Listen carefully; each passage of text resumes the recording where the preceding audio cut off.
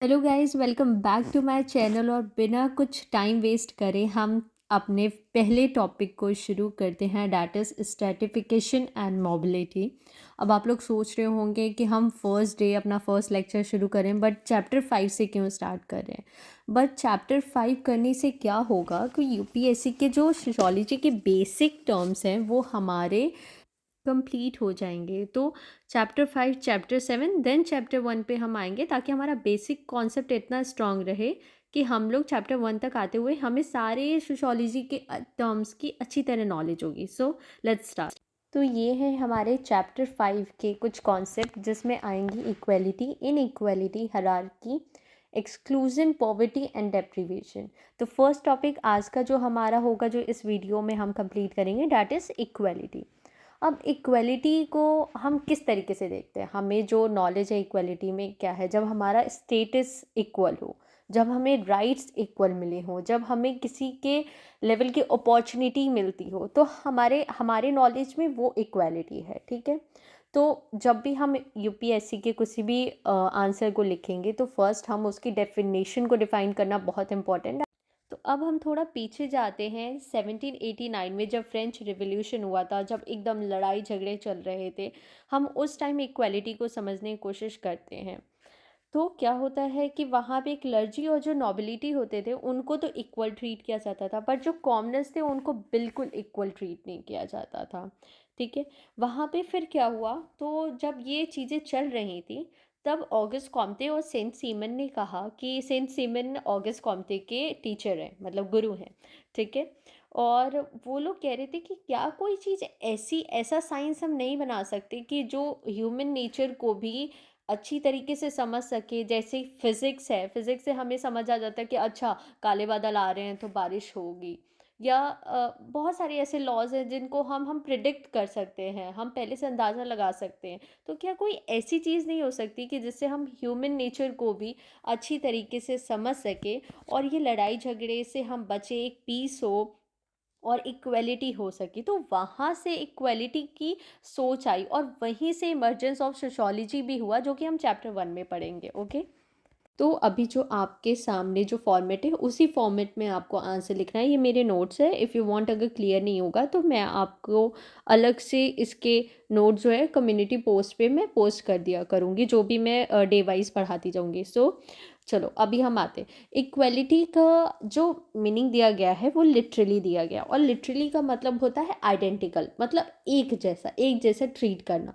But social science में है, इसका बहुत कॉम्प्लेक्स मीनिंग है, बहुत मतलब सीधा साधा मीनिंग नहीं है, बहुत बहुत कॉम्प्लेक्स मीनिंग है। तो अब वो बोलते हैं कि लोग डाइवर्स हैं। ठीक है, कोई किसी की शक्ल डिफरेंट है, कोई बहुत ज़्यादा रिच है, कोई साइकोलॉजिकल डिफरेंट है, कोई सोशल, किसी का कोई बहुत इंट्रोवर्ट है, कोई बहुत एक्सट्रोवर्ट है। तो हम इक्वलिटी को, हम अगर सोशल साइंस में देखा जाए तो बहुत स्टेजेस हैं, बहुत डिफरेंट लेवल के स्टेजेस हैं। और बोला गया कि इक्वलिटी जो है वो स्पेशली कब बढ़ी, जब कैपिटलिज्म का राइज हुआ। ठीक है। अब हम इक्वालिटी को 5 स्टेजेस में डिफाइन करते हैं, जैसे इक्वालिटी बिफोर लॉ। अब हमें लॉ की नज़र में यहाँ ये बताया गया है कि लॉ की नज़र में सब इक्वल हैं। पॉलिटिकल इक्वालिटी क्या है, जब आपके वोट का राइट, अगर 1 वोट आपका राइट है, तो मेरा भी जो वोट काउंट है वो 1 ही रहेगा। ठीक है।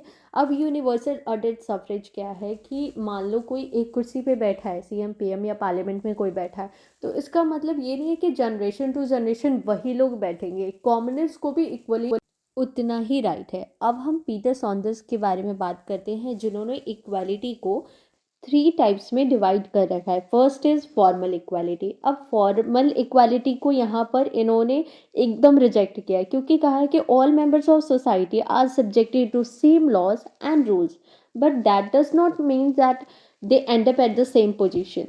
इन्होंने बोला कि अगर हम सबको सेम लॉ देते हैं, सेम रूल्स देते हैं, तो ज़रूरी नहीं है कि जो उनका रिजल्ट हो वो भी सेम हो। ठीक है।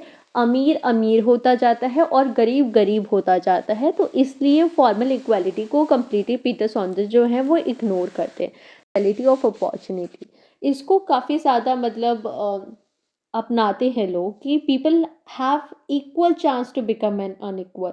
Example meritocracy. ठीक है। अब यहाँ पे क्या होता है, पीपल गेट पावर और money according to their ability, ठीक है। अब यहाँ पे हर पर्सन को इक्वल चांस दिया जा रहा है, तो अपनी पावर और मनी को अपनी एबिलिटी के अकॉर्डिंग को एक्वायर करने के लिए, ठीक है। थर्ड हम आते हैं इक्वलिटी ऑफ आउटकम। यहाँ पर ये बोलते हैं कि चाहे कोई रिक्शा चलाने वाला हो या कोई सर्जन हो, उसे इक्वल ही मनी दिया जाएगा। तो ये काफ़ी नेगेटिव इम्पैक्ट डालता है, ये मोटिवेशन बहुत डाउन कर देता है कि फिर कोई क्यों मेहनत करेगा अगर इक्वल ही ट्रीट किया जाएगा, कि चाहे कोई रिक्शा चलाने वाला हुआ या कोई बहुत पढ़ लिख के फिर सर्जन बनता है, वो बहुत मोटिवेशन बहुत मेहनत के साथ बनता है।